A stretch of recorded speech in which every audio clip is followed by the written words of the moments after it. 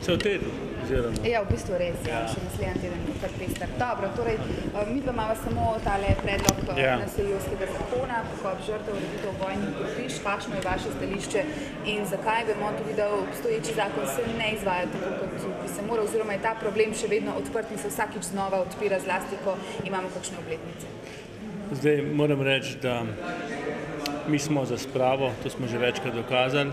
Zakon, ki pa je ta moment pred nami, gre pa za tehnični zakon in mi ga v prvi vrsti bomo podprli iz razloga, ker mislimo, da obstoječ zakon rešuje nekatere probleme. Ključno pa vemo, da so finance in ne vem, če smo našli finance, tu bi lahko tudi našli finance v prejšnjem zakonu. Ste imeli koalicijski sestanek? Ne, nismo ga imeli. Ne, ker v 9. so bile seje MVK, tako da nismo imeli. Pa je zdaj z SDH pričakujete nadzornike, kakšne probleme še v bistvu, ali bo to potrjeno? Treba je skozi proceduro speljati, tako da jaz... Zjutraj je bilo potrjeno?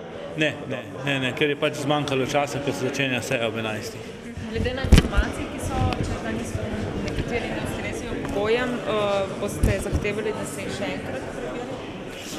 Danes je bil minister Mramor tudi na seji in je predvsem pri gospe Smolnikarjevi, ker je pač zaposlena v NLB Vita, da to ne izpolnjuje pogoje, da je lahko članica nadzornega sveta, vendar je jasno povedal, da je 50% lastnik NLB, 50% KBC in nima prevedljivega deleža državna firma, tako da iz tega razloga ni sporno.